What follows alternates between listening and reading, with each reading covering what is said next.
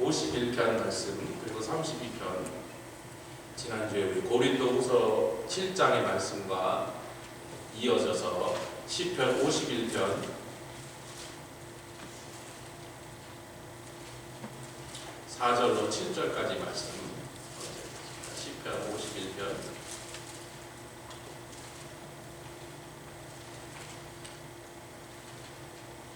우리 3절부터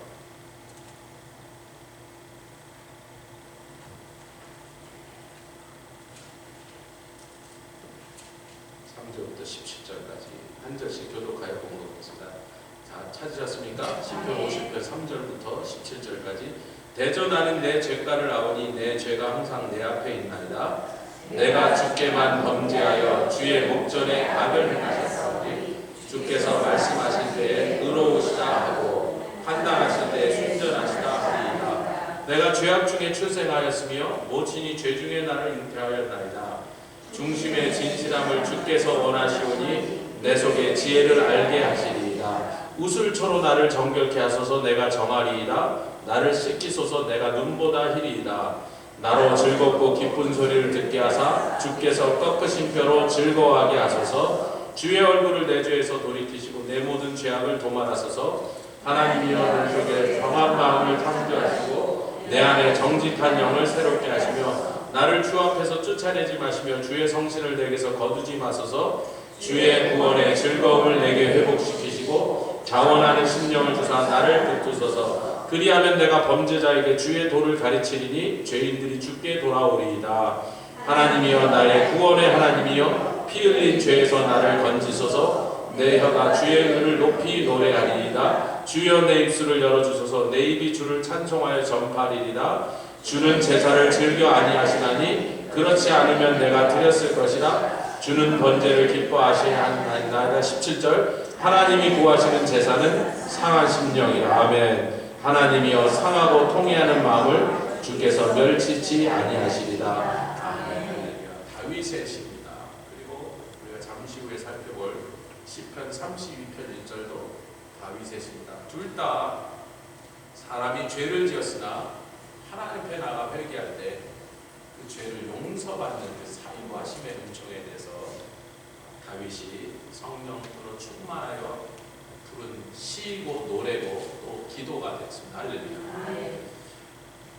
지난 시간에 우리가 고린도 후서 말씀을 통해서 7장 9절부터 12절까지 말씀을 통하여 제가 굉장히 강조했던 것이 뭐냐면 하나님의 뜻대로 하는 회개가 있고 즉 하나님 중심으로 우리 주님이 뭘 원하시나 우리 주님 뭘 기다리고 계시나 그분의 마음을 어떻게 해드리면 편하게 해드릴까 하는 것이 참 회개라. 그래서 그렇게 하나님의 뜻을 따라 하는 근심은 결국은 생명으로 우리를 이끌어요. 근데 마귀가 여러 가지 장난질을 치지만 마귀가 굉장히 하나님의 백성들을 많이 넘어지게 하는 그 장난질 중에 하나가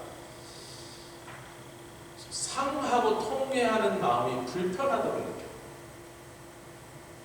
하나님도 별로 우리가 회개하는 걸 좋아하지 않으실 거예요. 오늘 다윗이 뭐라 그래요? 만약에 하나님이 제사만 드리면 여러분 이스라엘 이때 당시는요 다윗이 어떤 사람입니까? 하나님 율법대로 사는 사람이에요. 죄 지을 때마다 뭐만 드리면 됐어요? 속죄제만. 좀 정확하게 합시다. 속죄제만 갖다 드리면 됐어요.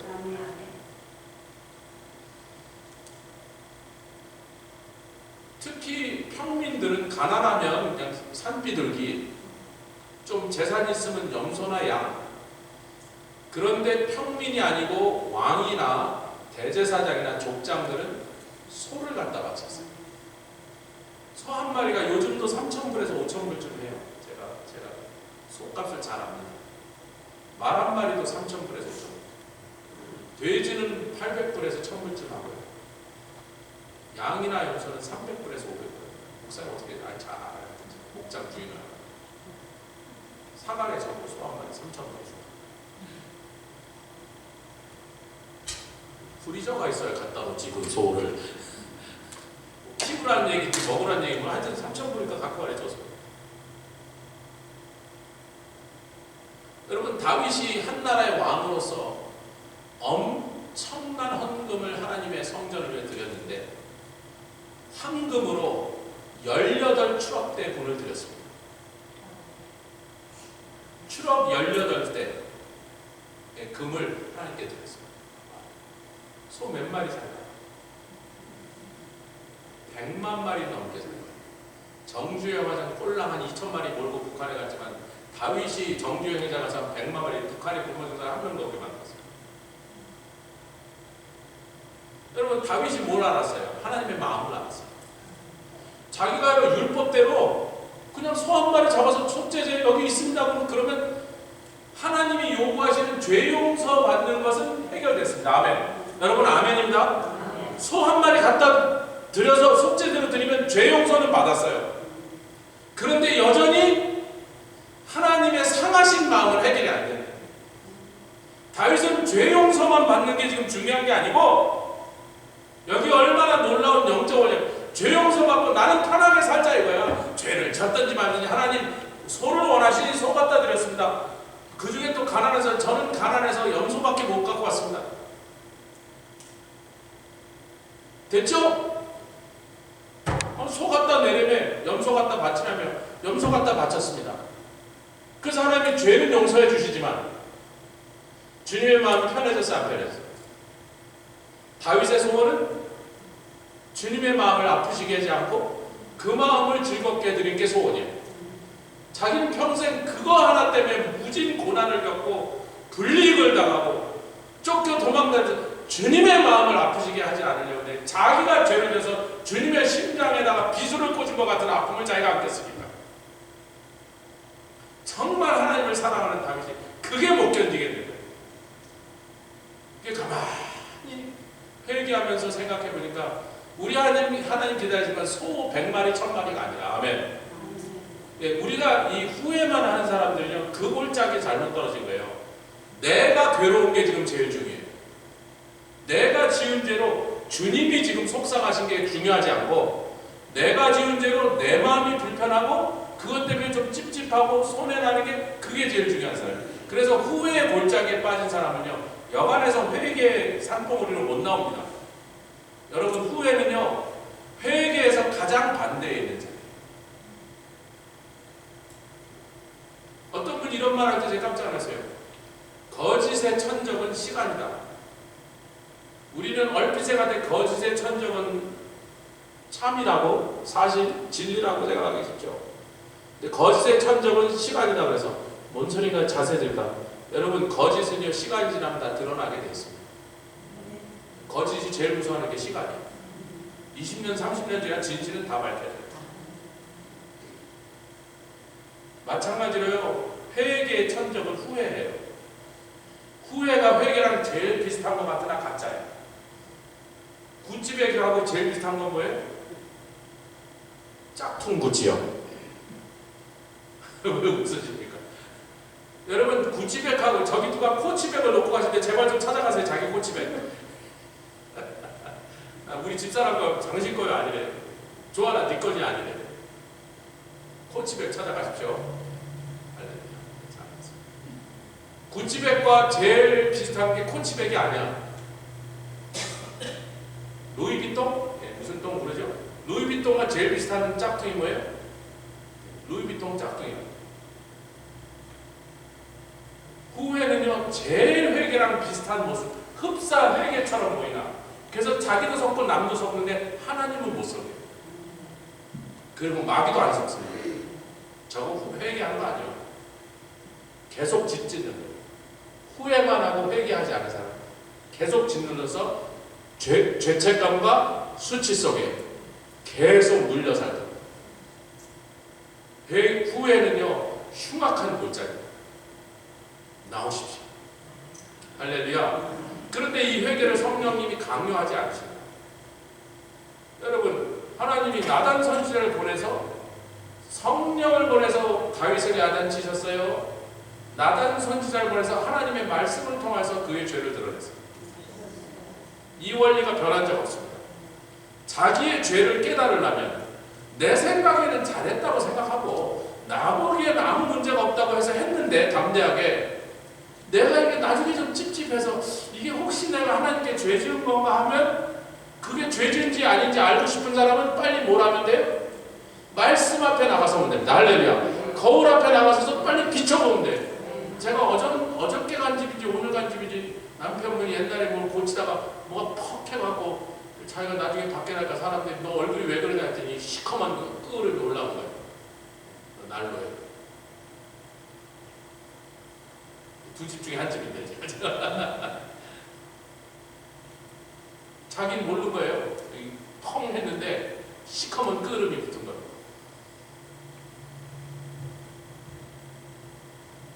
내가 볼 땐 내가 정하고 의로워. 내가 볼 때는 흠없이 하나님 앞에 하나님 뜻대로 살 것 같아요. 그런데 어떤 사람이 적극적으로 하나님의 말씀 앞에 자기를 비추냐면 회개하면 복받고 회개하면 생명이라는 것을 알고 믿는 사람이 적극적으로 자기 죄를 찾아내요. 마귀가 속여서 후회만 하고 회개를 못해요. 그러니까 후회는 평생이나 절대로 회개의 자리까지 가지 마라 하고 마귀에게 속은 사람은 어찌하든지 불편한 회개는 안 갈라져요. 그러니까 어찌하든지 말씀 앞에 비추지 않아요. 불편한 말씀 나오면 넘기는 속도가 빨라져요. 불편한 얘기, 아이고 이거 찔르는 얘기, 아이고 뭐 이렇게 자꾸 이렇게 사람 마음을 불편하게 하는 얘기만 성경에 써있는 거예요. 고린도후서 7장의 말씀을 제가 여러분에게 다시 한번 강조하고 또 강조했습니다. 후회와 회개에 분명한 차이가 있다. 내 마음을 편하게 하려고 하는 후회에 머물러 계지 마시기를 주님으로 부탁합니다. 할렐루야. 마태복음 3장 8절을 잠깐만 펴지요. 그리고 누가복음 3장 8 장전도 똑같아요. 마태복음 3장 8절과 누가복음 3장 8절에 두 군데 다 똑같은 내용이 있는데 거기에 보면 회개에 대해서 중요한 말씀을 하나 하고 있습니다.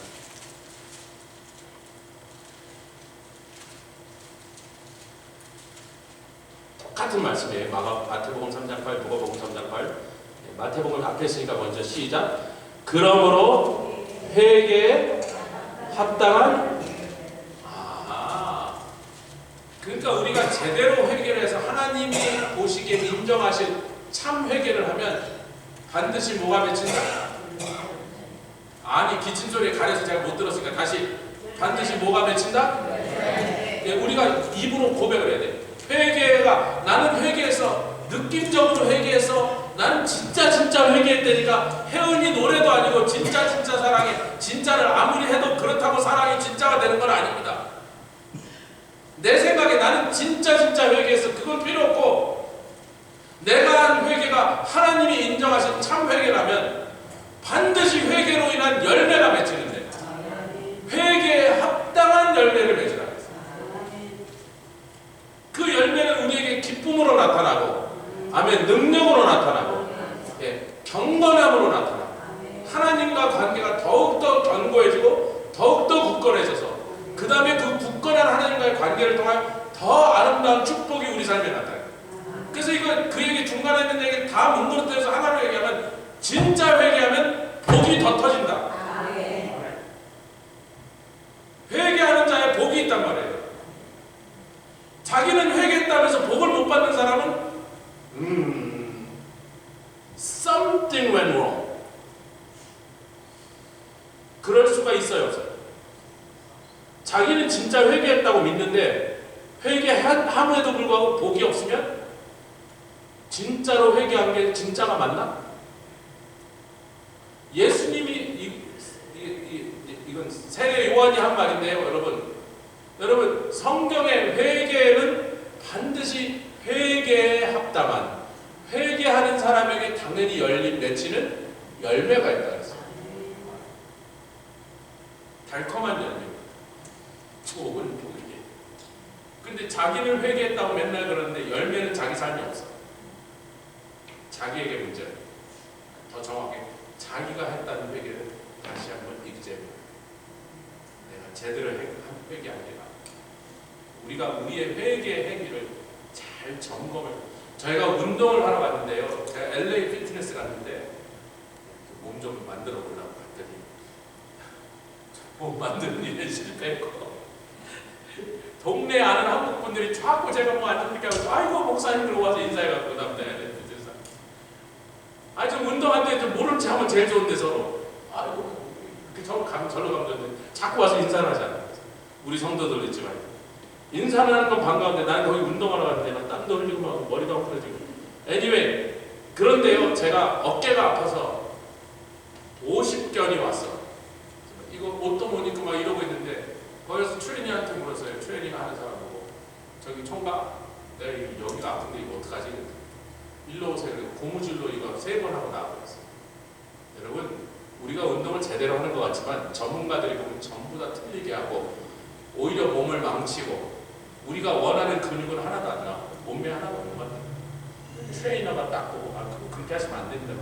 살짝만 어저스팅 해주면 금방 효과가 나고 몸이 건강해집니다.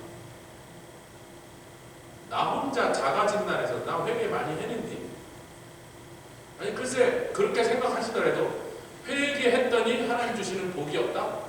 그럼 그 회개는 틀림없이 뭔가 제대로 안 됩니다. 그렇게 의심하는 게 건강에 이롭습니다.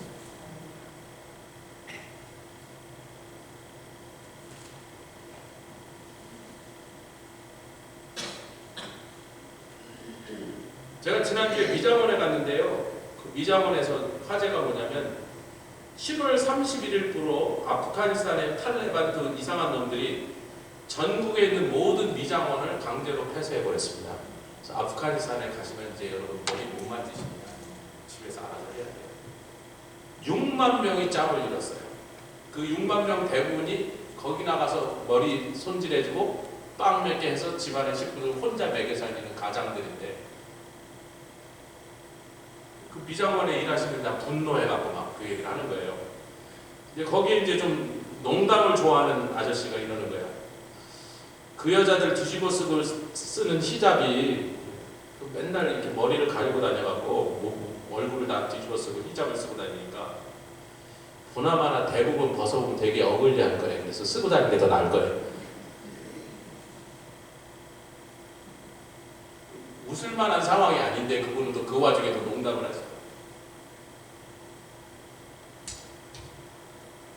아니 머리가 단정하고 좀 깔끔하게 보이려면 자주 거울 보고 손질하면 되잖아요. 그래 안 그래요?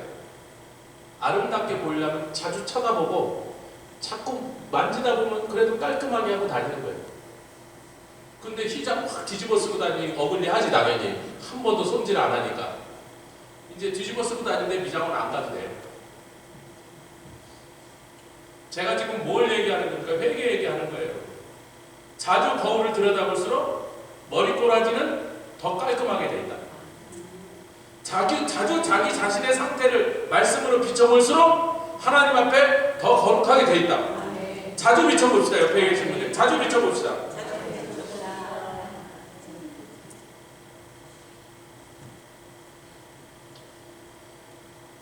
여러분 진정한 회개는요 하나님 주신 선물이 맞습니다. 내가 하나님의 말씀을 자주 들여다봐서 내가 하나님 앞에 미처 회개하지 못한 잘못을 말씀이 비춰주실 때마다 하나님 하면서 가슴을 찌르며 하나님 앞에 회개하면 성령이 역사하셔서 하나님의 은혜로 말끔히 씻어주실 뿐만 아니라 왜? 이 회개가요 속죄 제물을 드리는 거라면 예수님의 피로 이미 해결 끝난 죄야. 다시 구약에는 죄 지으면 소나 염소나 양이나 비둘기를 잡아드리면 됐어요. 근데 신약의 백성인 저와 여러분들은 그것도 할 필요가 없어. 왜냐하면 예수님이 다 치르셨습니다. 구원받고 난 다음에 지은 죄는 다 치르셨어요. 우리가 구원받기 전에 예수를 모를 때 지었던 죄도 다 값을 치르셨습니다. 아멘. 그래서 소도 드릴 필요 없고 염소도 잡을 필요가 없는 거예요. 근데 우리가 회개하는 이유가 죄 용서 받으려고 회개를 하는 거예요? 아니면 주님의 마음을 아프시게 해드리고 속상해 아버지의 마음을 속상하게 해드린 그것 때문에 지금 회개하자고 하는 거예요. 그래서 구원파들이 제가 옛날에 구원파들하고 많이 이 논쟁을 했는데 뉴욕에서요 구원파들이래요. 한 번 예수 믿고 중생한 사람은 다시는 회개할 필요 없대요. 맞는 얘기예요. 왜 어떤 면에서는 예수님의 십자가의 보혈이 내가 일평생 지을 모든 죄를 짓기도 전에 이미 다 씻어버리셔서 갚아내셔서 그건 맞습니다. 여러분. 근데 이 사람들이 지금 뭘 놓치고 있어요? 다윗의 마음 같은 마음이에요. 염소 드렸잖아요. 황소 드렸잖아요. 잡았잖아요. 아니 황소 100만 마리라도 드릴 수 있는 다윗이 황소 한 마리 딱 들고 와서 간단하게 우리야 죽인 거 황소 한 마리, 밧세바랑 가늠한 거 황소 한 마리, 2마리면 끝났잖아요. 그리고 하나님은 We are even now, okay? I pay for my sin. 여러분 그렇게 끝날 얘기예요? 그 사람은요 하나님의 마음, 그 마음을 하나님을 사랑하는 데 전혀 관심이 없어요.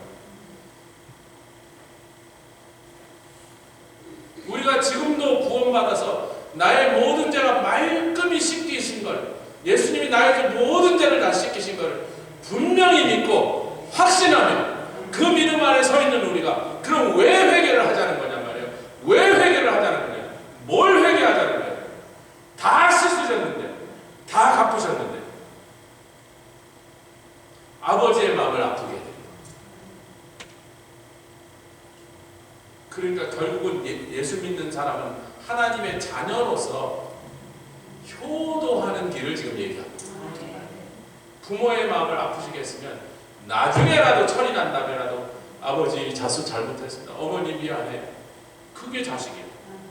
할렐루야. 그런 자식의 마음을 하나님은 우리에게 기대하고 계시는 거고 그것을 하나님은 우리에게 바라시는 것이지. 아멘.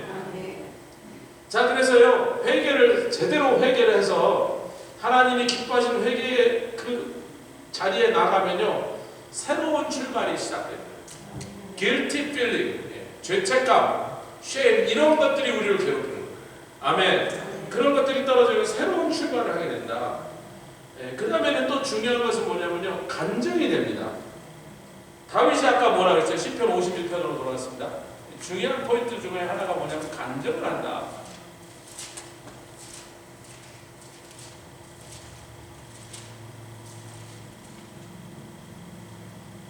여러분 51편에요 13절을 읽겠습니다. 여기 어이 하는 얘기가 있어요. 51편 13절 시작.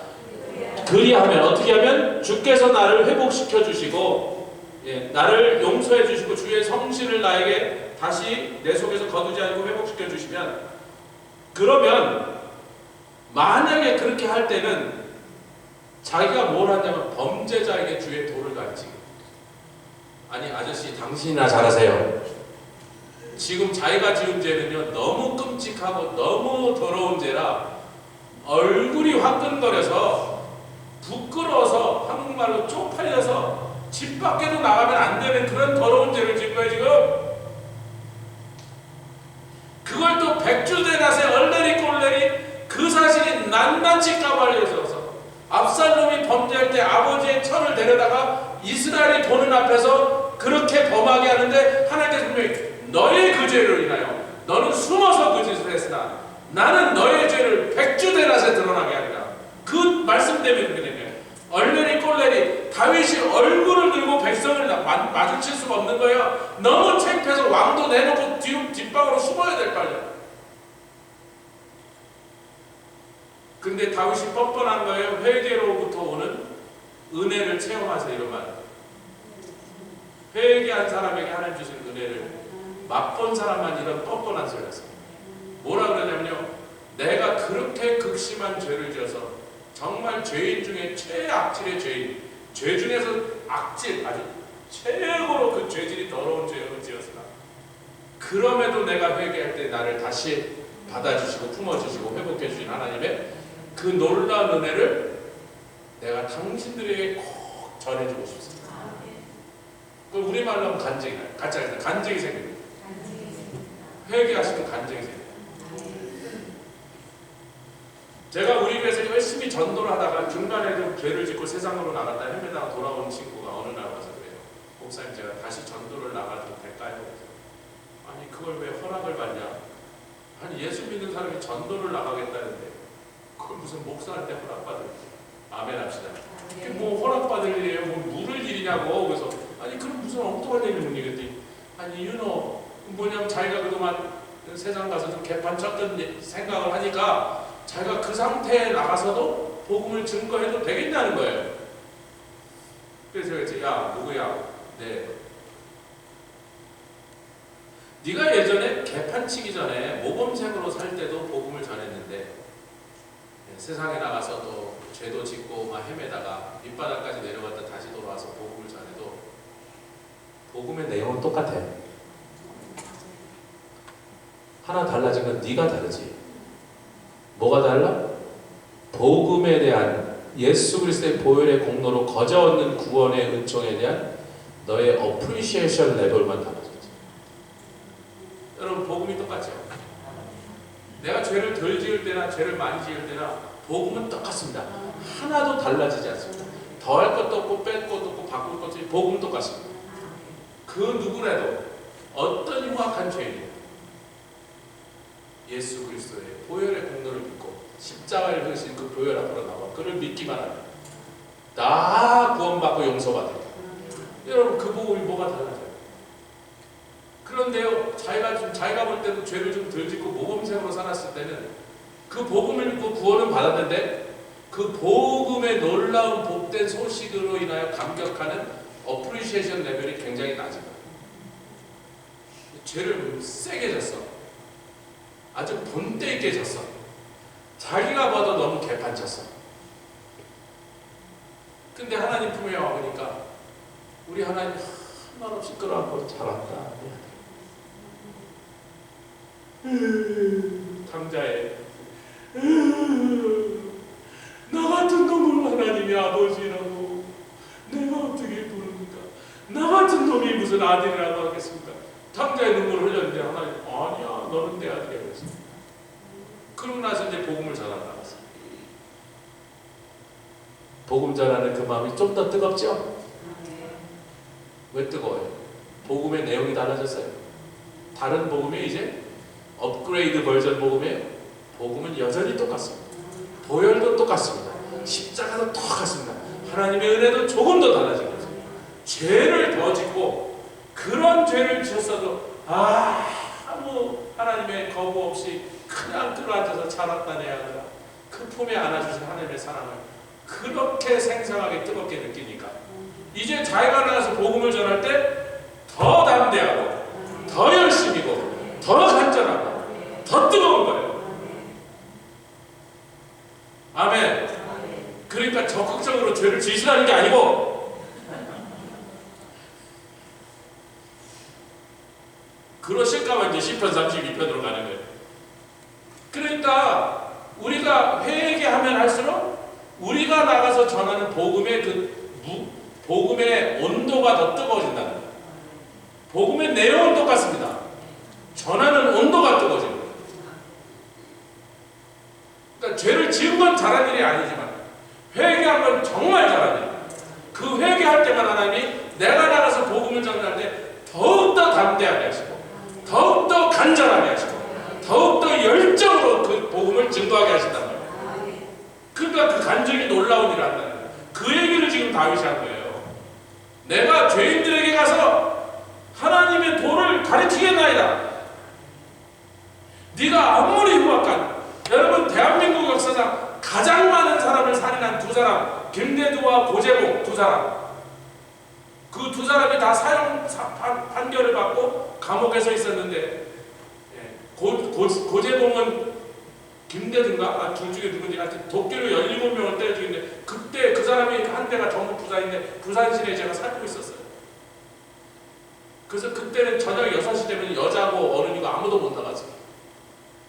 저는 그래도 나가서 축구했는데 우리 애 친구들하고 바로 교회 앞에서 사람들 하나도 안 다녔어요. 일주일에 한두 명씩 도끼 맞아 죽었어요. 근데 이게 대한민국 역사상 헌정사상 가장 많은 살인을 저지른 이 두 명이 다 사형 판결을 받고 자기 사형 집행을 기다리고 있는 동안에 거기 찾아온 목사님께 전달받고 예수를 믿고 그 두 사람이 다 교도소장한테 똑같은 행동합니다. 소장님 아시다시피 저는 사형수입니다. 얼마 안 지나서 갑자기 나보고 사형 날짜라고 그날 안 가르쳐 주거든요. 그냥 갑자기 와서 그냥 사형장으로 끌고 가면 사형당하는 건데, 제가 그날이 언제인지 모르지만 살아있는 거 감방에 감방에 칸칸이 다니면서 여기 죄수 예수님 좀 믿으라고 전하는 거예요.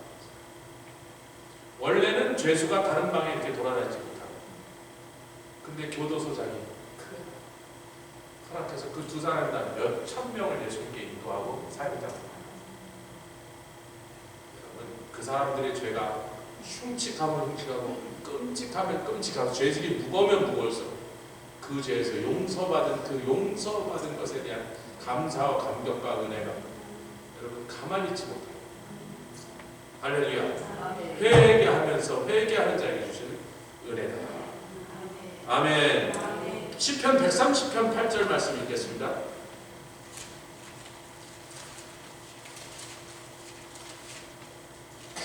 130편 8절 4절 먼저 있죠. 3절 4절 130편 3절 4절 시작. 여호와여 주께서 죄악을 감찰하실 때 주여 누가 서리이까? 그러나 사유하심 용서하심이 주께 있으면 왜 하나님은 용서를 해주시길 기뻐하시냐면 죄를 감찰하여 두들겨 잡아갖고 한 사람도 남겨주시 다 색출해서 죄 지은 놈 다 때리려고 하는데 관심이 있는 게 아니라 찾아와서 하나님 내가 잘못했습니다 하고 회개하며 나오는데 그 사람들을 용서하시는 것을 기뻐하시냐면 죄 용서를 받으면 받을수록 하나님을 경외하게 됩니다. 참 좋은 부분이에요. 하나님을 경외하면 어떻게 되죠? 하나님을 경외하면 무엇의 근본이라? 지혜의 근본이에요. 지식의 근본. 지혜나 지식은 좀 다른 건데요. 그 둘 다 그 뿌리는 근본은 뿌리라는 뜻입니다. 지혜와 지식은 사람에게서 어떻게 생겨나냐면 하나님을 경외하는. 그 하나님을 경외하는데 태권도 도장에서 가서 발차기 연습하듯이 연습하면 경외하는 게 잘 됩니까? 하나님을 경외하는 일이 어떻게 하면 인크리즈 된다고요? 자꾸 내 죄를 하나님께 가서 하나님께 용서받는 일을 횟수가 더하고 경험하면 경험할수록 그 용서하심의 은총을 받는 사람 안에서 경외하심이 인크리즈 돼요. 그러면 지혜가 지식.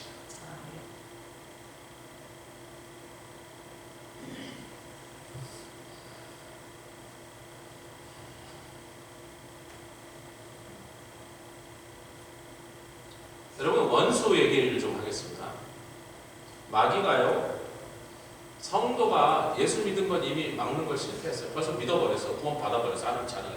아멘. 이제 그거는 어떻게 해볼 방법이 없을 때, 그 다음에 제일 많이 쓰는 방법이 자꾸 죄 짓게 하고, 죄 지은 다음에 뭘 하려고 그래?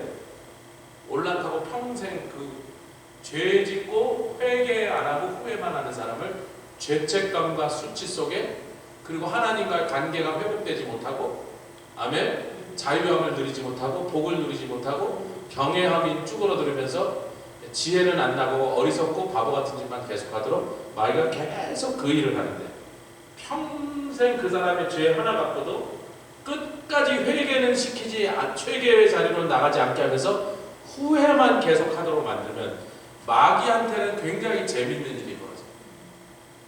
여러분 그런 마귀의 그 비열한 수에 빅틈이 되지 마시고, 오늘 밤 우리는 회개의 자리로 나가서 회개함으로 하나님 주시는 복과 은혜를 우리의 것으로 만드시는 지혜로운 사람 되시길 주님으로 축원합니다. 할렐루야. 이게 어떻게 하냐면요, 죄에 대해서 무디어지게 해요. 이렇게 합니다. 아니 나만 이런 죄를 짓나? 보니까 다 그러던데. 이 교회도 보니까 저 아무개도 뭐 나랑 비슷한 짓 다 하던데. 아이고 뭐 저 어느 교회 목사님도 그랬다던데.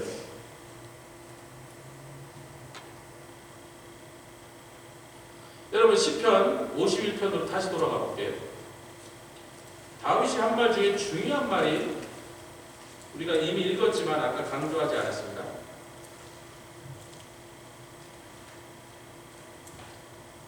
4절, 51편 4절 같이 읽겠습니다. 시작.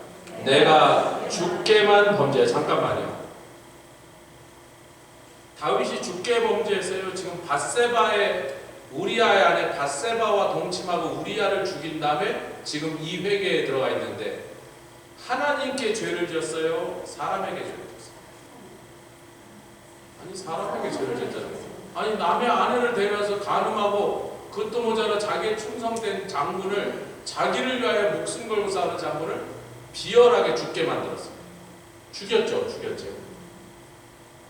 사람에게 지은 죄예요? 하나님께 지은 죄예요? 분명히 사람한테 지은 죄거든요. 근데 다윗은 이 죄의 속성의 영적 원리를 잘 알고 있는 사람이에요. 구약시대에 그런 걸 아는 사람이 없는데요. 내가 누구에게 죄를 지었든지 내가 지금 모든 죄는 궁극적으로 가장 마지막에 하나님의 마음을 아프게 하는, 그래서 하나님께 손해를 입히는, 궁극적으로는 다 하나님을 향한 죄라는 것을 다윗은 희한하게 깨달아요. 그 안에 성신이, 성령이 계셨기 때문에 아마 그것을 알 수 있도록 열어주셨다고 생각합니다. 오늘날도 많은 사람들이에요. 교회 안에서 성령을 받아놓거든요. 내가 하나님께 범죄했다는 사실에 대해서 자꾸 이래요. 죄도 그러는데 제가 그러든 말든 내가 하나님께 범죄했다니까요.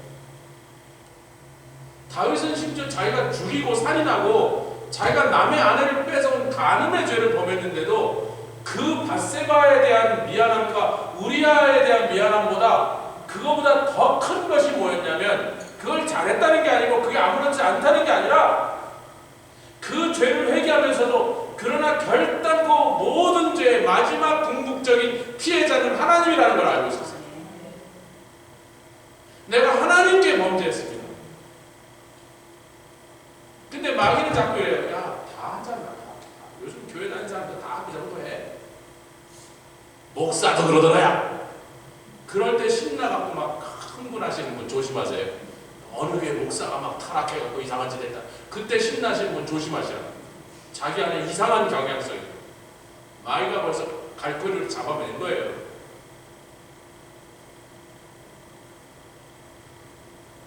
제가 늘 가는 미장원 어딘지 여러분 아시지만, 제가 미장원 선전을 안 하려고 어느 미장원이라고 말하지 않겠습니다. 유튜브를 보시는 분도 계십니다. 제가 이렇게 앉아갖고 머리를 깎는데 이 거울로 이쪽에 앉아있는 테이블에, 이쪽 테이블에 이렇게 붙은 게 보여. 거기 이렇게 써 있어요.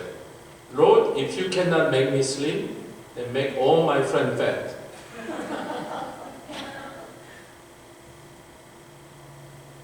내가 이렇게 머리를 깎고 난 다음에 돌아서 다시 일어서 거울을 보니까 맞나 그랬더니 맞더라고. 그분이 좀 약간 퉁퉁하세요. 한국말로 번역 다시. 주님, 나를 날씬하게 안 만들면 내 친구들이라 다 뚱뚱하게 나처럼 상대적으로 평준하게 느끼게. 여러분, 죄를 그런 식으로 이해하고 있다면요, 마귀한테 걸린 거예요. 죄는요, 상대적인 게 아니에요. 절대적인 거죠. 여러분, 살인하든지 간음하든지 거짓말하든지 도적질하든지 그 중에 어떤 계명을 어겼어도 모든 다른 계명을 어긴 것과 똑같이 하나님께 심판하게 됩니다. 가벼운 죄, 무거운 죄 없습니다. 덜 나쁜 죄, 더 나쁜 죄 없습니다. 그건 세상 법정에서만 그렇게 하고 세상 사람들만 그런 기준을 가지고 판단합니다. 여러분, 하나님 앞에는 안 통합니다. 주여, 제가 보니까 천권사도 그런 짓 하고 엄권사도 그런 짓 하고 김남희 권사님도 그러던데요. 내가 뭐 그랬다고 나만 쪼시는 거예요? 안 통합니다. 신문에, TV에 보니까 어느 게 목사는 나보다 더 나쁜 짓 하던데요. 소용없습니다. 그 사람은 지옥 가요. 그래서 그 사람이 그런 죄를 지었다고, 그 아무개혁 목사가 처참하게 더러운 죄를 지었다고 내 죄가 하나님의 조금도 가볍게 감해지지 않습니다.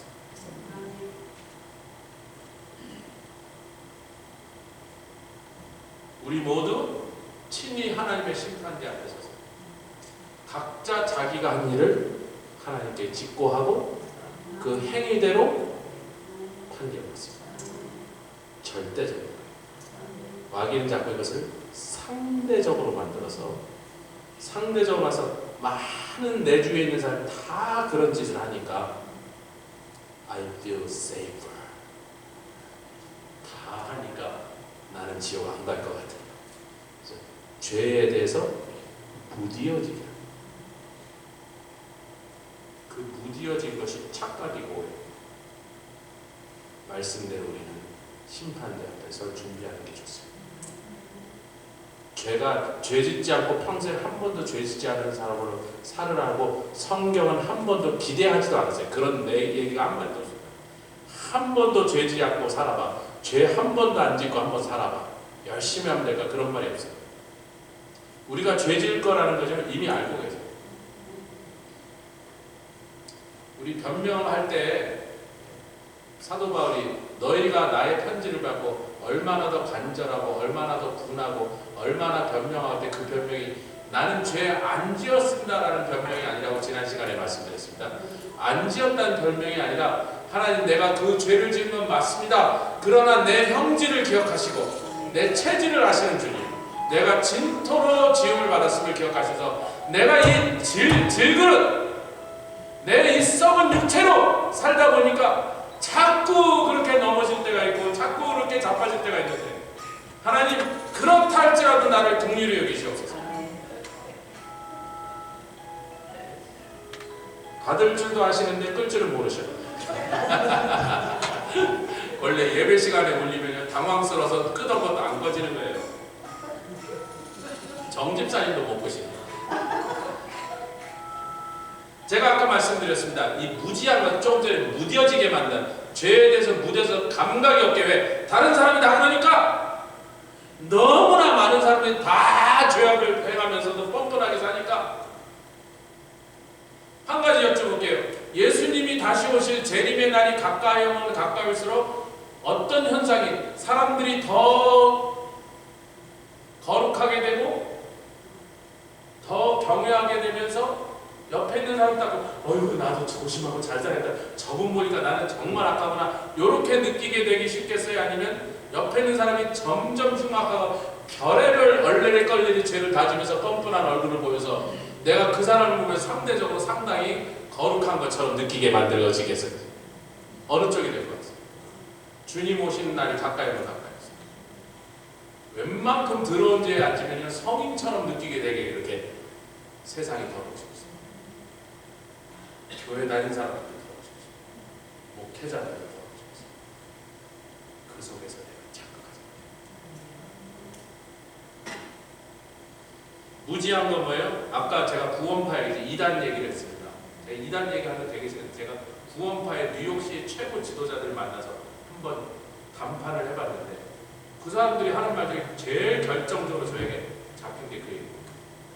한 번 구원받은 사람은 죄가 다 용서받았으니 그로부터 다시는 하나님 앞에 회개하기로. 제가 그래서 왈 나보다 한 30살쯤 더 많은 사람들 있어요. 개소리 그것들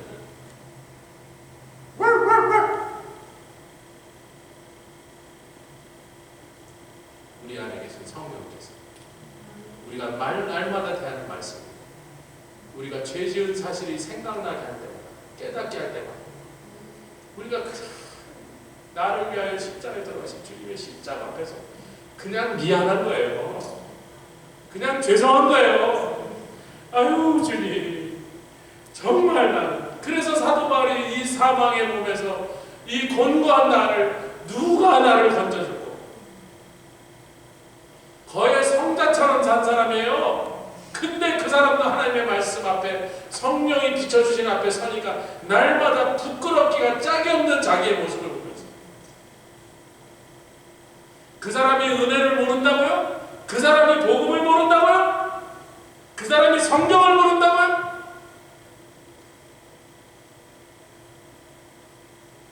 이 왈왈왈 계속 여러분 우리는 은혜를 입은 사람일수록 하나님의 놀라운 사랑을 거저 얻은 사람일수록 더 회개에 민감하고 더 우리가 지은 죄와 남들이 볼 때는 아무것도 아니고 사람의 기준으로부터 그게 무슨 잘못이라고 해도 성령께서 우리 마음을 열어주사 말씀으로 비춰주사 정말 하모들 머리카락 같은 작은 거라 할지라도 그것이 내가 주님의 마음을 아프게 했구나, 내가 아버지의 마음을 어렵게 했구나, 그 깨달은 순간 우리 속에서 회개가 터져나가요. 그게 복 있는 사람의 심령에서. 회개 많이 하십시오. 옆에서 회개 잘합시다. 회개 잘하는 사람이래요. 그 아버지의 마음을 생각하는 사람이에요. 십자가에 돌아가신 예수님의 보혈 앞에서 그 피 앞에서 우리가 생각하는 우리의 태도고 자세라는 거예요. 그런 무지한 자들, 더러운 이단의 가르침에 얼마나 많은 사람들이 미혹되고 현혹되고. 시편 32편 말씀, 요 말씀을 하고 맺도록 하겠습니다. 시편 32편 1절 말씀. 제가 우리 교회에서 이 말씀을 여러 번 강론했는데 한 번 더 이 말씀을 강론해야 될 필요가 있다. 이게 한국말로나 영어로 굉장히 헷갈리도록 만드는 포인트가 있어서 우리가 죄에 대해서 성경이 어떻게 확실하게 구분하여 구별하고 있는가를 우리가 잘 알아야 필요해요. 같이 32편 1절 시작. 허물의 사함을 얻고 그 죄의 가리움을 받은 자는 복이 있도다. 여기서 허물이라는 것은요, 파샤라고 하는 단어인데 이것은 영어로 합니다. 레블이 뭐예요? 레블이 뭐예요? 반란입니다. 내가 덤비면 안 되는 내 위에 계신 주인한테 내가 반항하여 반란. 지금 히브리어 원어에서 그대로 읽거든요. 파샤는 레벨이에요. 리벨리에요. 반란. 그건 뭐죠? 그렇게 하면 안 된다고 하나님이 하신 것을 잘 알고도, 분명히 하나님이 그렇게 하면 안 된다고 금하신 것을 잘 알고도 그래도 덤빈 거예요. 그걸 우리말로 하면 뭐라 그러냐면 알고도 지은, 담대하게 일부러 죄를 지은 거예요. 그거를 성경은 나중에 뭐라고 다 정리하면 악행이라고 합니다. 이불이라고 해요. 이불도 죄가 아니고 반란이에요. 죄가 아니고 악행이에요. 그런데 많은 경우에 성경은 죄와 악을 붙여서 죄악이라고 해요. 근데 분리할 때는 죄가 이쪽에 있고 악행 혹은 허물, 뭐 일부러 지은 거죠.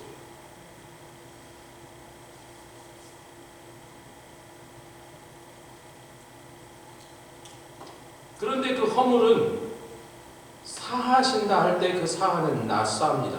같이 해야 나사. 제가 요거 히브리어 단어를 외우려고 할 때 옛날에 이런 거 연산법을 많이 써갖고 나사 그러면 우리 로켓 쏘는 우주 나사. 왜냐하면 이 히브리 단어 나사의 그 뜻이 뭐냐면 to lift예요. 우주선 발사 10, 9, 1 해서 lift 그러면 탁 솟아오르잖아요. 그 lift라는 뜻이라고요.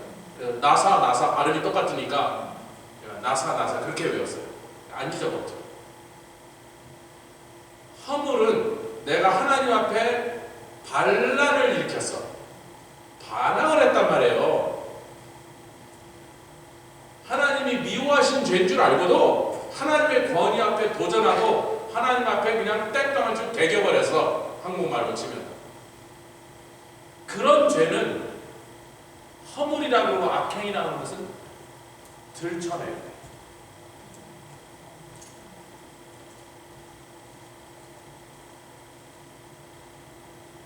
선지자가 와서 너 죄졌다고 들춰내든 자기가 하나님 앞에 회개하고 들춰내든 반드시 회개해야 돼. 그런데요, 죄는요 가리운데요. 이 시를 지은 사람은 다윗인데 죄가 가리움을 받은 자는 복이 있도다. 아이고 참, 우리 다윗 왕께서 참 얼마나 귀엽게 이렇게 말씀하시죠. 죄를 세게 지으시놓고는 죄를 가리움을 받는 것은 복이 있다. 이 죄는 가타와인데 그야말로 그냥 원문 그대로가 sin이에요. sin. 죄입니다. 뭐 다른 얘기가 필요 없어요. 죄예요. 죄라는 뜻이에요. 근데 이 죄는 가리운날 때는 가리운날은 카스합니다. 이 카스하면요 덮다예요. 뚜껑을 덮다.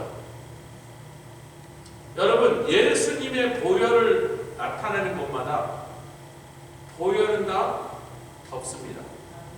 어디에 나오죠?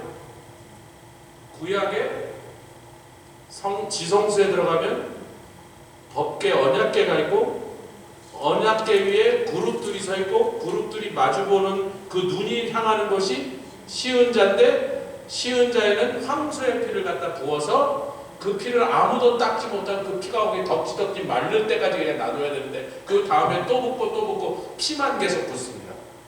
그런데 그 시은자 은혜를 베푸는 그곳에서 하나님 만나자고 그룹들 그것만 쳐다보고 있는데 그 시은자 밑은 법궤 뚜껑이니까 그 밑에는 뭐가 들어있어요? 십계명이 들어있어요. 말씀은 뭘 한다? 죄를 비춰. 죄가 뭔지 가르쳐줍니다.